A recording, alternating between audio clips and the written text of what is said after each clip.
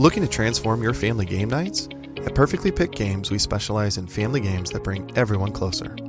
Our games aren't just fun. Kids and teens will learn how to take turns, develop basic strategy skills, and understand the thrill of winning and grace of losing. With our exclusive gift of games, you can give months of gaming excitement to your family. Choose a 3-month or 6-month gift, and we'll deliver hand-picked family games to your doorstep every month. And here's the best part. Right now, you can use the promo code GOLDENMOJO and receive 20% off your selected plan. Don't miss out on this exclusive offer. Use promo code GOLDENMOJO and save 20% today at Perfectly Picked Games.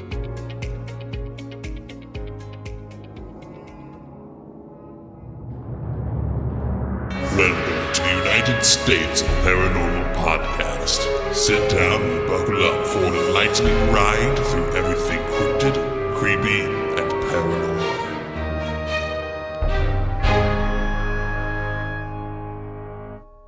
Hello, all of my paranormal freaks out there. It is I, Golden J, hanging out with the Rocker Chick and J-Dub. And today we have December's super fan. Larissa is back with us again. We are so excited that you're here. I'm so excited. Good. This is kind of a first for you. You're going to be presenting a story today. I know. I am. I'm ready. She's ready. She looks ready. She does. She looks ready. Well, before we get started, don't forget that if you want to know where the story starts, there is a timestamp in the show notes. The next episode, the Christmas episode, it might be 15 minutes in before I remind you that there's a timestamp. But hey. Somebody's going to bitch either way. You know it's true. Also, don't forget to go check out our Patreon. It is patreon.com/2stop, where you can find reaction videos and St. Louis Cemetery, New Orleans videos and Para-Unity videos and trivia and all kinds of cool shit. Yeah. If you jump on the top tier. If not, if you want to jump in the middle tier, that's cool. I'm digging it. You're going to get full video of every show. But if you want to just support, we have a tier for that too. And we'd love to have you on any of those tiers. And don't forget, if you get on any of those tiers, I will send you a autographed poster from the United States Paranormal. Woo-hoo. It's good stuff. Mm-hmm. Yeah. You know what? I hate signing my autograph. I hate it. I had to do it on like 50 Christmas cards today. Yeah. And it was different every single time I signed it. So you signed something the other day on one of those fucking keypads, and I'm like, what the hell is that? This looks like a scribble. Well, that's what I do. Listen, I have to sign a lot of shit during the day, so it just becomes like a line. I'm in a line. I have been perfecting my signature since I was 15 years old. I have it on my arm. It's true. It's tattooed on her. That means I really do love him, even though I give him such a hard time.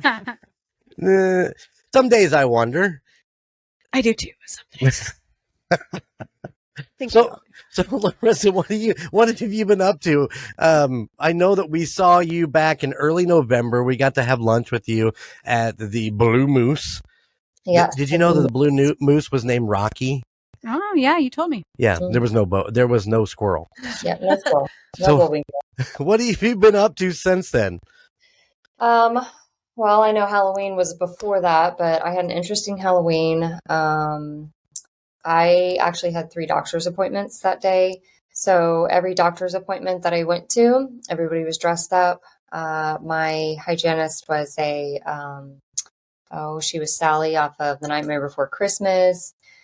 And parades of people were walking down the hospital hallway at the next appointment. And then my last and final one was he was dressed as a cowboy, which I thought was hilarious. He never took his hat off the whole time.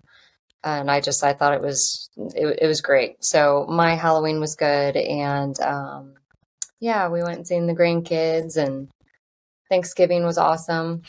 It's quiet. It was quiet. Yeah. Yep. I Those like are always the I like best. a good quiet Thanksgiving. Yes. Yeah. Yeah, Yeah. Just the two makes of us. it makes and it more then, fun. Then dessert at my aunt's house to go see my dad. So yeah, it was good. We had some good days. Good. So we are in the middle of the beginning of winter here.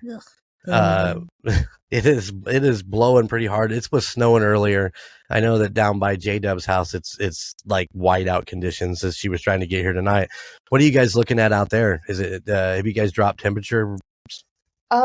We have. I think a couple weeks ago we got like a couple inches, and this morning it snowed for just a little bit, but we've had 50-degree weather a couple different days in the past week, so everything melted, but just wait for January and February when everything's frozen, including your beer at the Chiefs game.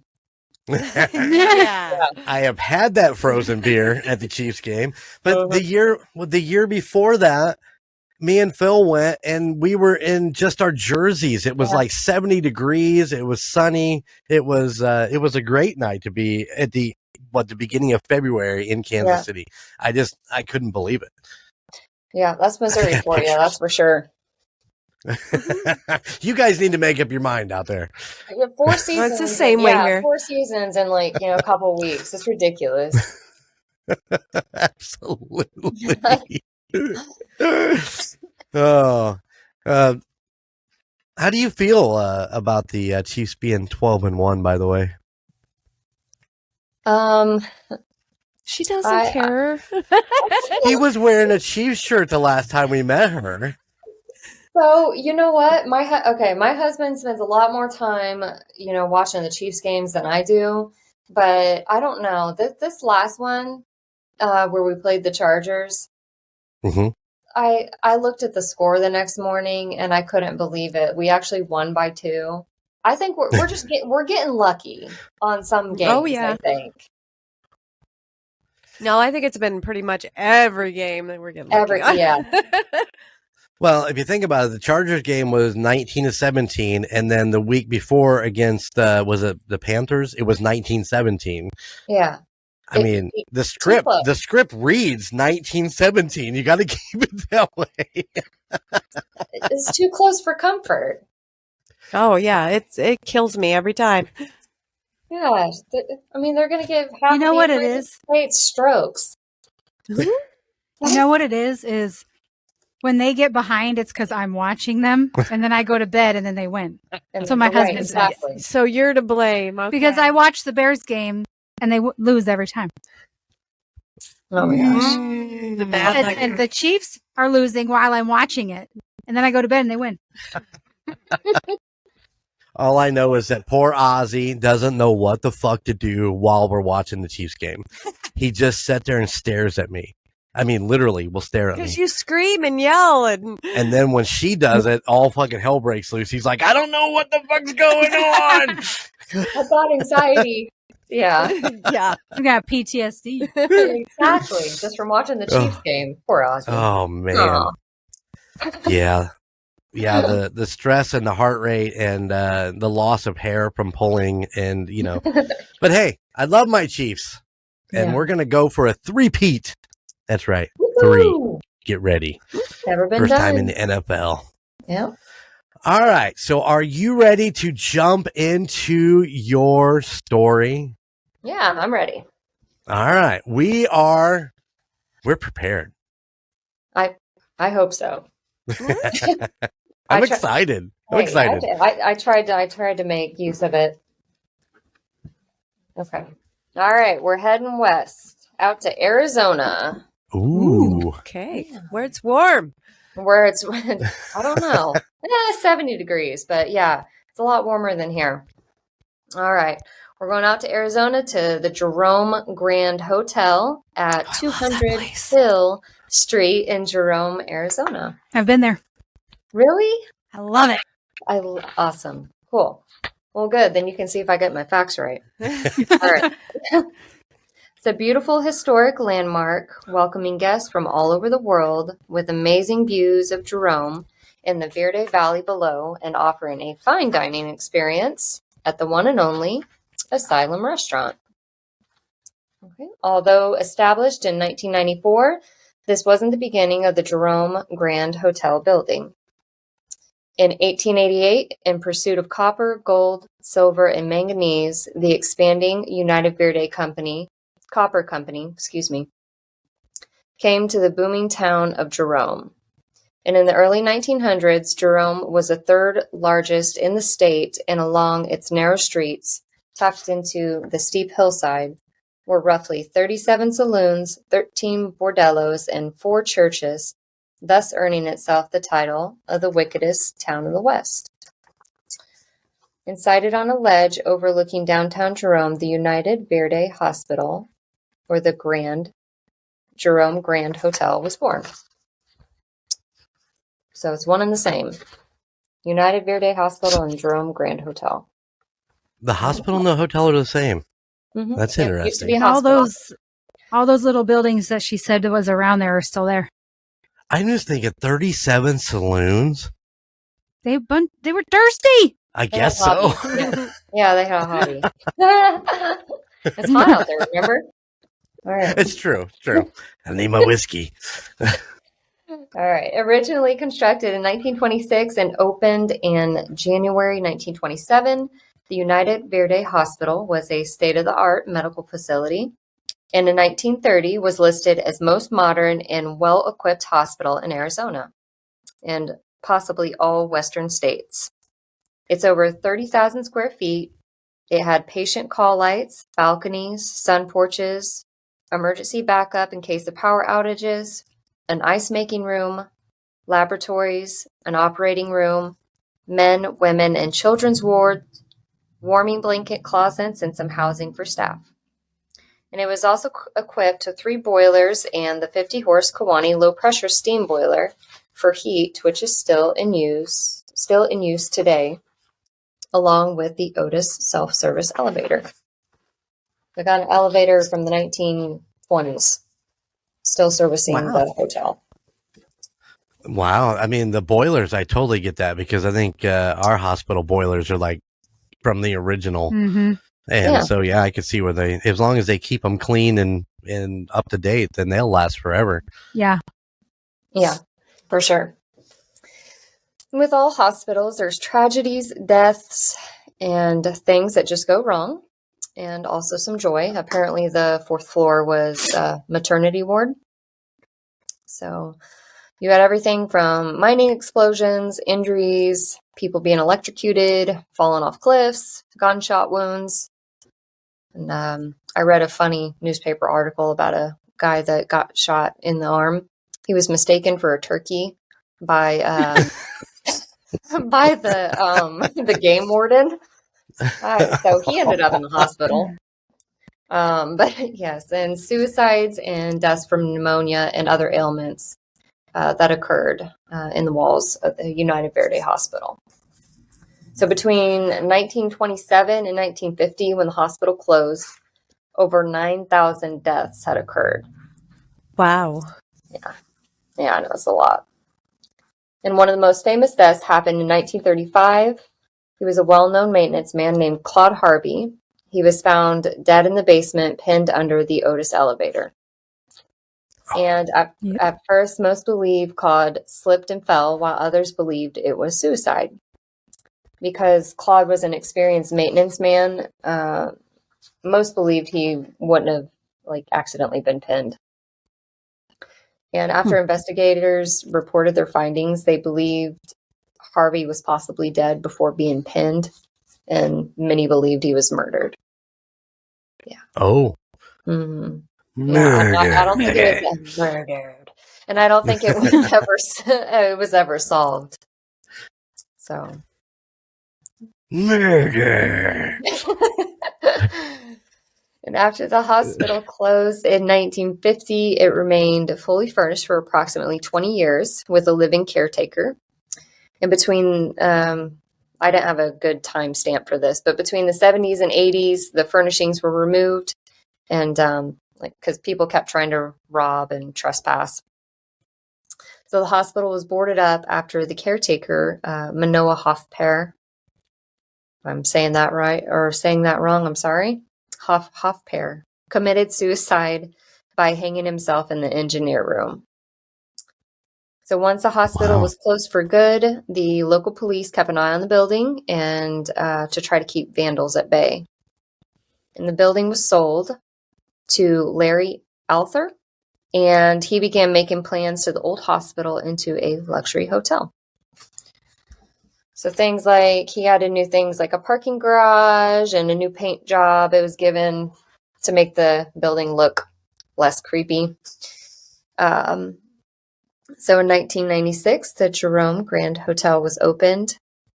And as soon as the hotel was back in business, employees and visitors began noticing odd things occurring. Murder. Oh, wait, no, that's different. All right. Excuse me. And there was so much stuff on this. So there's so many YouTube videos about people, going to the Jerome Grand Hotel and different websites. And I had to filter and pick through some of it. Mm-hmm. But this is from Phoenix Ghosts. The article says guests have heard coughing, wheezing, and labored breathing coming from empty rooms.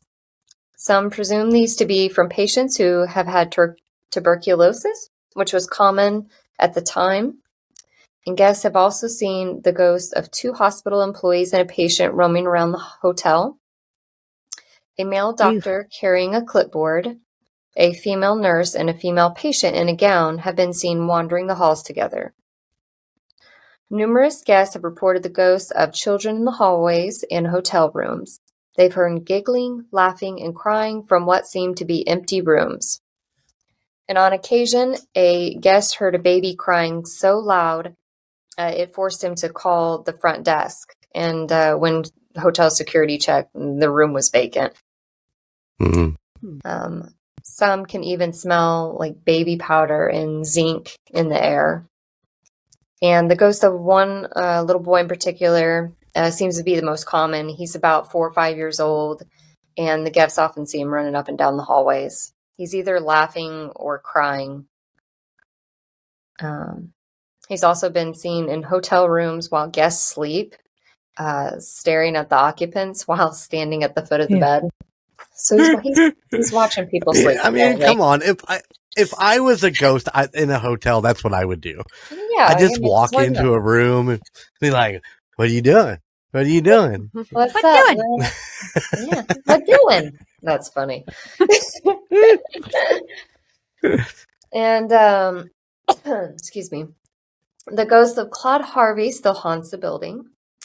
Staff working the graveyard shift often see Claude Harvey's ghost near the boiler room, and usually walking up the stairs or roaming around as if still working. He appears as a shadow against the wall, and nobody has reported like a full apparition. His shadows have seen. His shadow has been seen in the laundry room, where staff have also heard him coughing and sneezing. And when they go to check out the strange noises, they always find the laundry room to be vacant. So old Claude's sticking around. Mm-hmm. He's got work to do. He's got shit. He's got things fixed. He's busy. Yeah, fucking busy elevator. guy. You know what's weird? Is I just smelled baby powder. No, you did not. I did too. You did not. I do. That thing's broke. I smell baby powder. Right now? Yes, Stop it. It's not me. I do. Bobby, do you smell baby powder over there? Just go over and sniff Jen, would you? I didn't fart. No. Don't, but I don't smell a lot of things.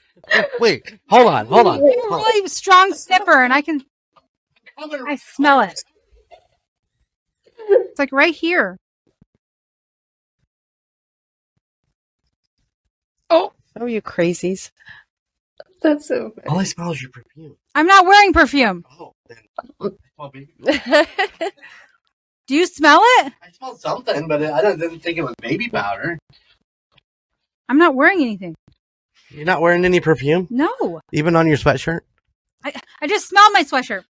No, Okay. it's just laundry and it's florally. That's not baby powder.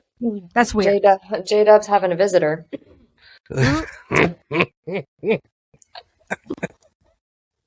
Hey, you never know. Never know. I walked into Smell my living room the other day and smelled vanilla so strong, like overpowering. And I See? walked out and I came back and it had dissipated. It freaked me out. I was like, what the hell is that?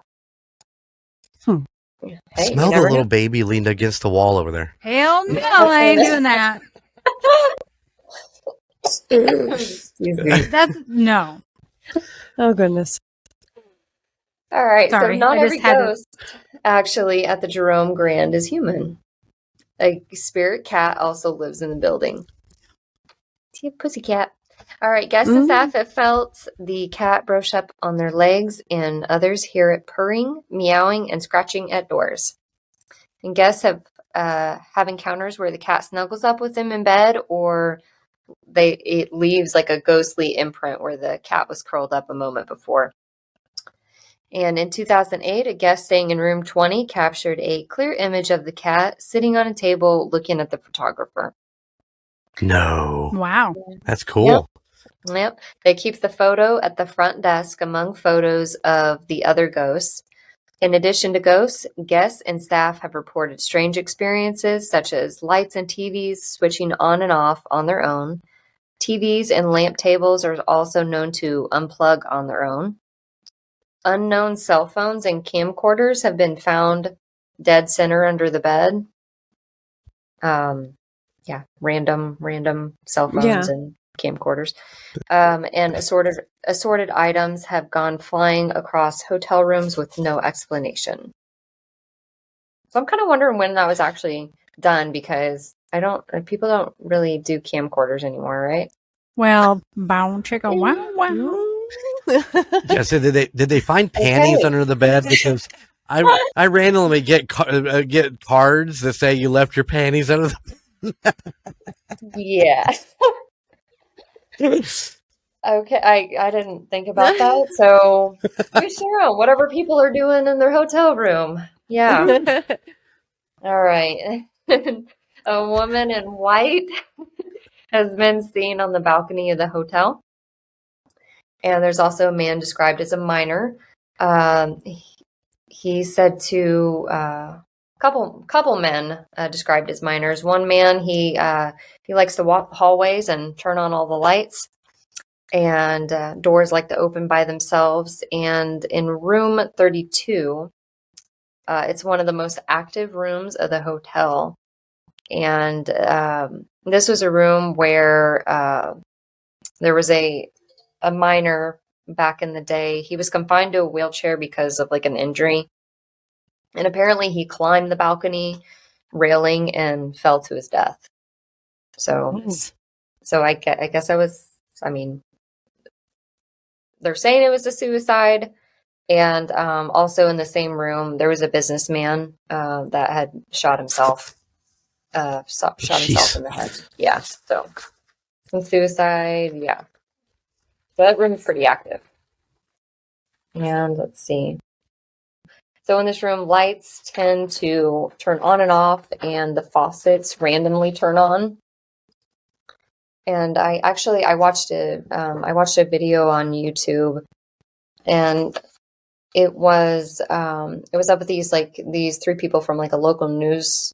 They're like a local news crew, and I think they're totally like total amateurs, and I do not agree with this, but they decided they were going to use a Ouija board while they were in the room, and it was, I don't trust them. I don't do Ouija boards. Okay. Like I've done it twice, did not work, and they kind of scare me a little bit. So I don't think you should be screwing around with them. Right. But even watching people, like, I just don't trust that nobody's pushing the planchette. I just thought it was interesting information that they got. And But yeah, they all stayed in room 32, and during their stay, they were like they connected with the spirits supposedly. And it came through with the name of Claude, and said he wasn't murdered. So I thought that was interesting. So maybe he did commit suicide, or something else happened, or it was an accident, or they're totally full of shit. One of the two. Or one of the three, I should say. You never know. Yeah. Exactly. So, okay, let's park on this 1 second. Okay. Okay, so we have used the Ouija board many years ago. Yeah. It actually is still in our house. It's in the closet with all the other games. But when we did it, there were things that came through that nobody else but me knew the answer to. Oh, so you were pushing it. I was not pushing it. I mean, Yeah. I just, So do you know I who don't it know was? that I do what? Do you know who it was? No, I don't. Well, it finished out. I don't think it was. I think it did spell out Satan at one point, but I don't remember. That's been a minute back. All I remember is that I was asking something about the band I was in, and I don't even think Bobbi knew the name of the band yet. We had just named it, and it actually spelled it out. And we were using wild with a Y, and it actually used the Y when it was spelling it out. So I don't know. I don't really buy into it 100%. Especially since I bought it from Parker Brothers, you know what I'm saying? Right. And that was the last time we ever used it. We never used it again. Yeah, and my thing, you know what? My thing with it is, if there is a spirit present, and they have enough energy to, if that's how it works, move the planchette, then that son of a bitch should move without anybody touching it. Yeah. Yes. You know. That's why I'm like, I always have, I'm a skeptic. I'm a total skeptic. And especially like watching other people, like I wouldn't ever do it with anybody that I didn't trust. And these three, I don't know. I think somebody's fooling, but whatever. Yeah, it's sometimes it's hard to tell, and you watch a lot of these different videos and amateurs and even the professionals, and you wonder, I mean, we all know that when you see them go, I just saw something out of the corner of my eye, and you're like, well, you guys have 14 fucking cameras on shit, and nobody saw anything, but you saw it out of the corner of your eye. And it's almost like, we're going to keep you interested long enough to get through this next hour show. Exactly. And that's their way to do it. But where everybody's like, and they're like, what? And then they do the replay and you can't hear anything. Then they're just like screaming.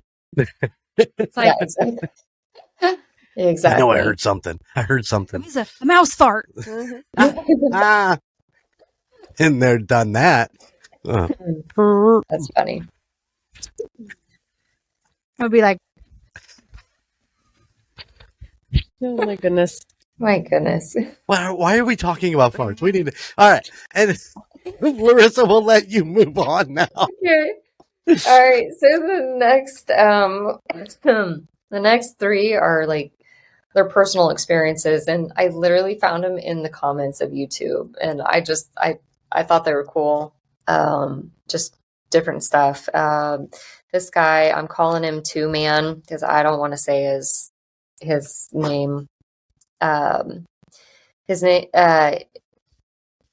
He stayed in room 32, and he said that they were choked by a dark figure, and they couldn't breathe or couldn't move or anything. And they heard a hospital cart being pushed outside the door, where a shadow could be seen underneath the door, and the papers were flying off the tables with no fans on. They said they were terrified and never would go back. Wow. And the only reason, and I put that one in there because I really couldn't, just in the short amount of time that I did any research, I couldn't find anything where the spirits were violent. So I don't know if this person was experiencing sleep paralysis, or, something like that. My sleep paralysis wasn't anything like that. So I don't, but maybe everybody's is different. I don't. Right. And I've heard that, like, a lot of people that experience that, there's somebody in the room, or, and that's what's going on. But I didn't get any other, like, violent spirit stories that I really didn't come across anything. So, but that was theirs. This guy, D55, he was another visitor. He stayed in the room with his wife. Wife was unaware of the history of the hotel, but the husband knew. So, sounds like a total husband move. yeah. So the doors opened and closed. He was tugged from behind. And at 2 a.m., they heard a noise that sounded like a gunshot in the bathroom. Wife freaked, and they only stayed one night out of 3. Wow. So, and this is the same room 32, where that businessman had also shot him.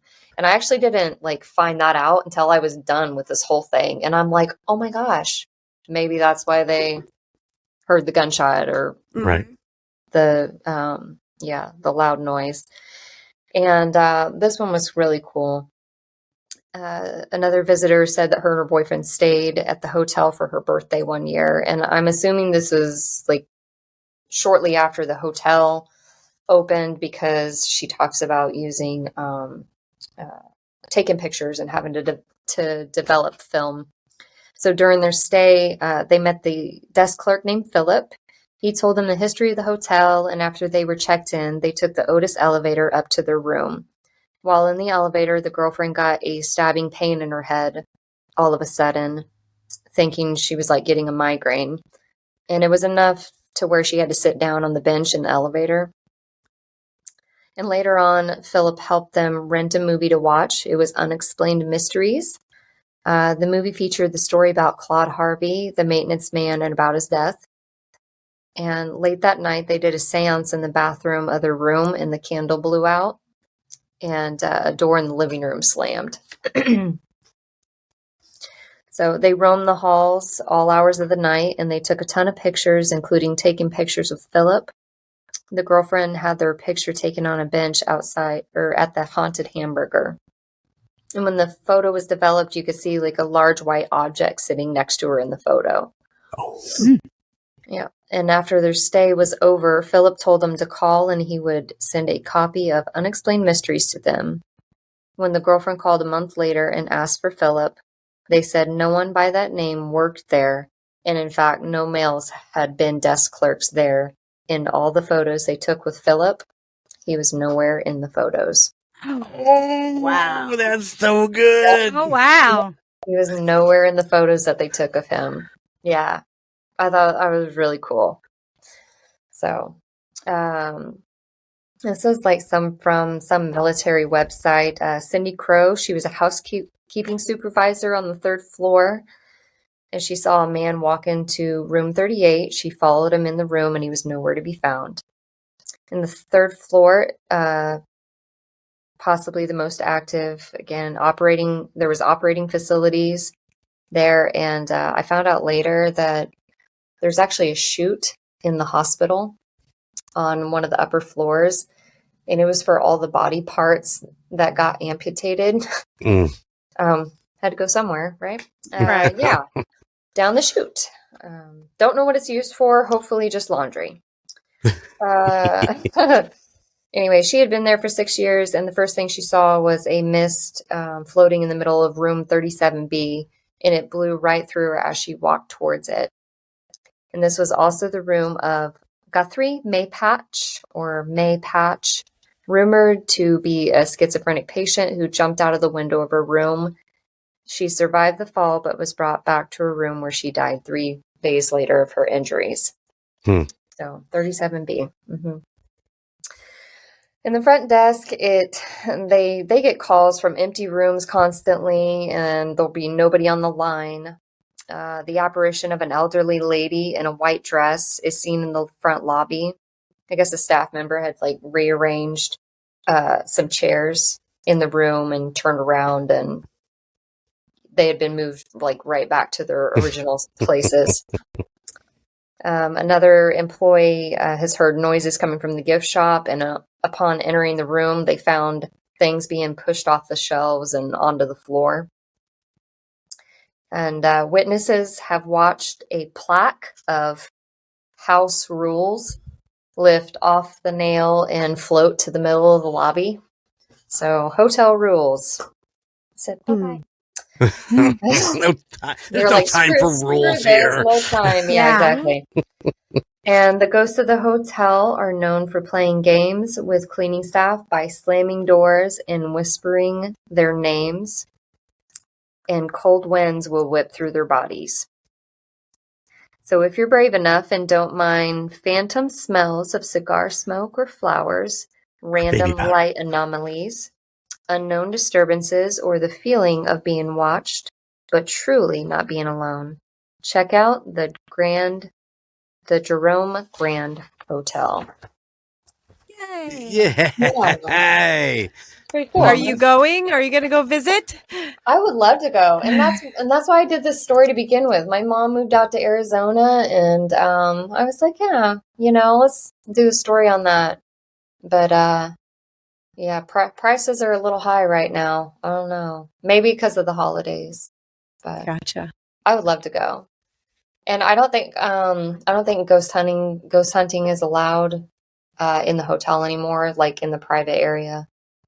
Yeah, I think all it took is one team to ruin that. So Right. they don't do that anymore. Usually does. You're starting to see that pop up a little bit more and more where they're like, this is not you don't hunt ghosts here, because basically for the prices that people are paying to stay in this hotel, they don't want these ghost hunters running around at 2, 3, 4 o'clock in the morning disturbing the people who are not hunting ghosts. They're just staying. So I think they do the ghost tours, because when my parents stayed there, they did a tour. Yeah, I think they still do. And the cool thing about this is, like, the lobby and in the bar and everything it's open to the public. And I found out later on that I think guests they have over like 1,000 experiences every year. And they actually keep a notebook in the lobby. It's filled with like guest experiences. And they've, since 1996, they've filled like 5 300-page notebooks of like different activity and, and all the guests coming in and just stuff that's happened to them. And it's super cool. It was a really interesting place to do research on. Nice. Yeah. it would be cool if they digitized those books and then put them out so people could read them. Can you imagine that would be a bestseller? Yeah, it'd be super cool. Yeah, and but yeah, there's so much information about it, and like I said, I don't even think touch the surface. So, but yeah, it's funny because that hotel is on my list to research because when I was in high school, every spring break, I had uncles that lived out in Arizona. When we would go out there, and we would always go to Jerome because they had a ghost town, and they had a donkey that lived there that I always had to go see. His name was Jasper. We would go to the ghost town and see the hotel and eat at the haunted hamburger, and the whole town is kind of creepy though.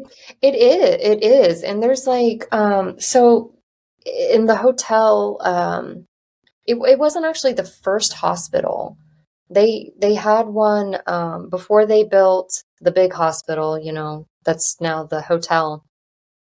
There was one before it. It was a lot smaller. It was like 3 stories. And they built that and the main surgeon's house, like right across the street from each other.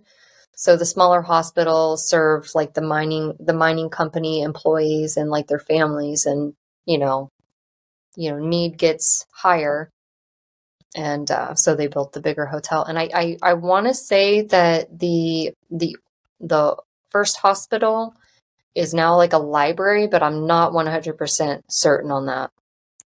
But yeah, every place in Jerome is spooky, so you couldn't go wrong just visiting the town. Even if you don't have a room at the hotel, you could go down the. I mean, can you imagine what that library would be? If it is the library, what that library is like, being the first hospital and all of the deaths that probably came through. Yeah. I mean, the mining community was always big on accidental deaths and bad things happening and so on and so forth. So I can imagine just walking through that library's got to be just freaky as fuck. Mm-hmm. Right. And in fact, if it's quiet, on top of that, you tend to hear more or you could hear more and right. But yeah, it's super cool. Yeah. Yeah, you need to go. I do. I would love to go. And we're actually talking about that. We wanted to go during riding season.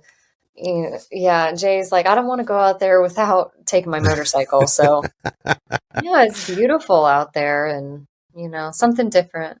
Yeah. Right. Yeah. Yeah, you can go like 90 miles an hour on the highway. Right. It's all open. Right. Yeah.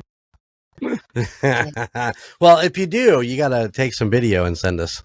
Oh, for sure. And my mom's like a big picture taker too. I told her she gets out there before me to take her like good camera and I was like, snap some photos.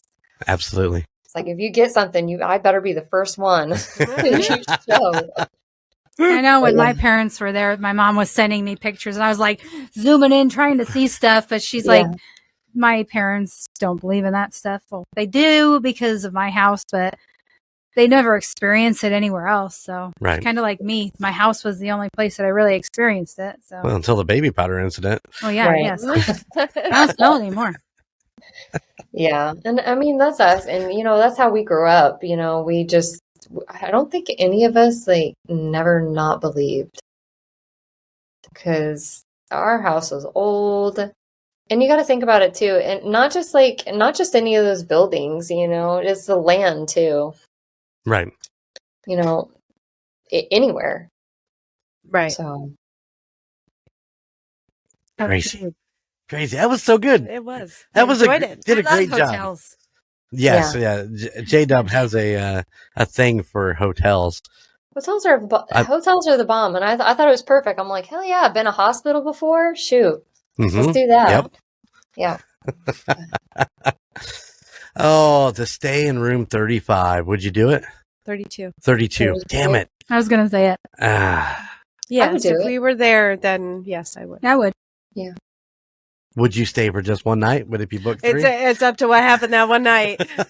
Yeah. Listen, I'm going to tell you right now, we would go and nothing would happen because we're ghost repellent. We are. It's terrible. Yeah. We stayed at the Galvez. Nothing happened. Well, the lights in the bathroom kept going out on the rocker chick, but that's we know what the explanation for that was. Yeah. I can't believe I still don't believe that they put a switch for the bathroom light next to the bed. I don't understand why it was there, but fuck, I used it. Because you forgot to turn it off and you don't want to get out of bed. Oh, well, I suppose that could be part of it. Maybe. Yeah. Everything's all connected. I listened to that episode again a few weeks ago. So I had to start over. You got all caught up. It's time to go back to the beginning. Yeah. I was like, perfect. Maybe I missed something. And actually I did. I did miss a couple of things in those episodes. And yeah, so it was cool. I got a email the other day for the Murd Nerds. Sorry. A local guy, he's local to us, had actually started listening to Murd Nerds, and he had emailed, and we were talking back and forth. And he emailed me and said, "Hey, Alicia was talking about a book in this episode. What book was she talking about?" And I had to go back and listen to that episode. It was at the beginning, and I figured it out, and I emailed him back. But I'm not gonna lie, I had to go back and listen to the whole episode, and I'm like, "Fuck, the Murd Nerds was good back in the day." Mm-hmm. And I feel the same way about Tucson. I mean, I know we're doing good work here now as we continue on, but you go back and you're like, man, we stuck out some pretty good episodes back in the early days. So, yeah. enjoy them again. Enjoy them a third time if you get time. Yeah, I might. Pusher, you're a pusher. I am a pusher. I love it. This is 100. This is episode 164. Wow.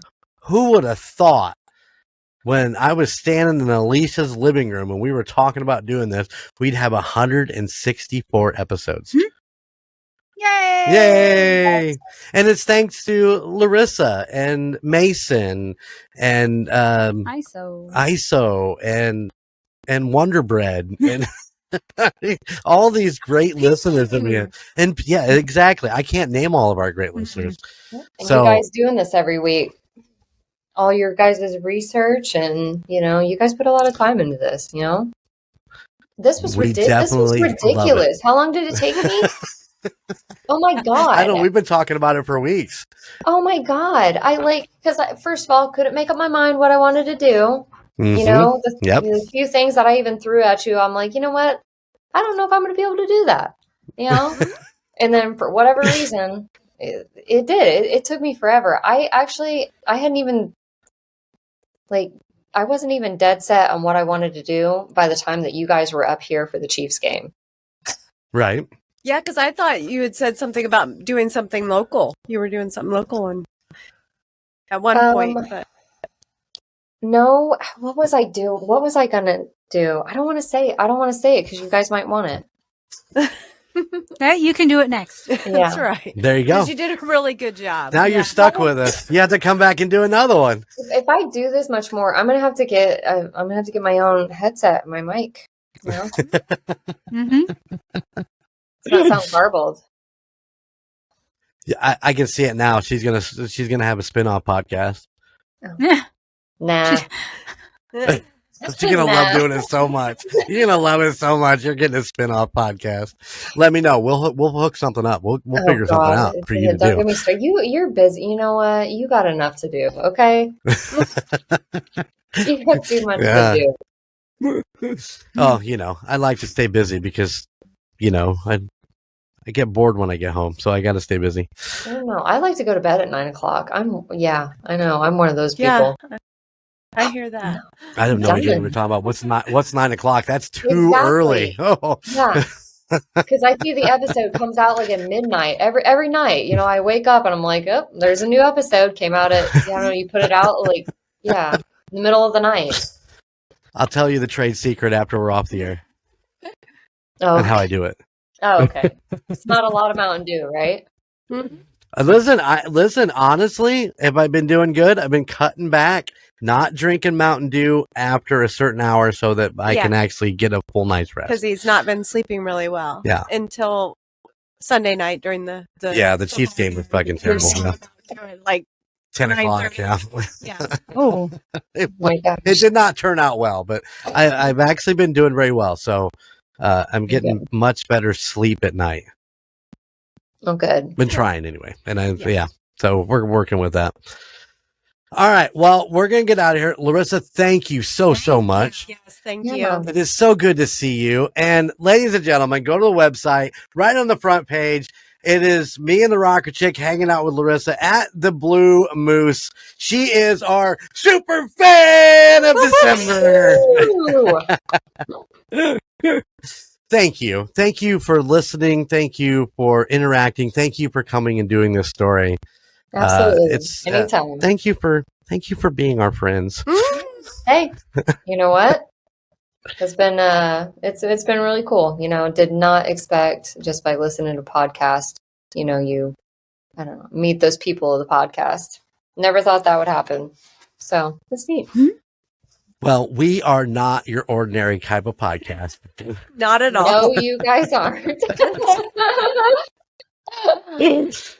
All right, guys. Once again, go check out the website, UnitedStatesParanormal.com. Go check out our Patreon, patreon.com/2sop. What else? Merch is on the website. Send us your questions, comments, or stories whatever you want us to cover. Yeah, there you go. At UnitedStatesParanormal@gmail.com. That's where you can find us, or you can jump on our Facebook and IM me. I try to get back to everybody who sends messages. So Larissa, thank you so much. Thank you. Thank you guys. And we will talk to you again very soon because now you're gonna go start working on your next step. Sorry. Oh God. I'll text you later. We'll talk more about it. All right. Jeez. All right, guys, keep it spooky, and I'll see you on the other side. Bye. Bye. Thank you for listening to the United States of Paranormal podcast. Check us out at UnitedStatesOfParanormal.com, where you can find our Spotlight of the Month, Fan of the Month, and all of our amazing merchandise. Or you can find us on social media at Facebook at the United States of Paranormal, Instagram at the United States of Paranormal, and YouTube at the United States of Paranormal 1795. And don't forget, we are now on Patreon. Just go to patreon.com/2sop. Please check out the other podcasts in the Golden Mojo Entertainment Network of podcasts. The Call Guys, Golden Image Podcast, Indiana Chiefs Fans, Golden 80s, The Gridiron Kings, Murd Nerds, and A Quart of Books and Booze, all of which can be found at goldenmojoent.com or wherever you stream your favorite podcasts. And if you have a location or a story that you would like for us to check into, please email us at the United States of Paranormal at gmail.com. Please like, rate, and subscribe wherever you listen. Thank you for all of your support. Bye.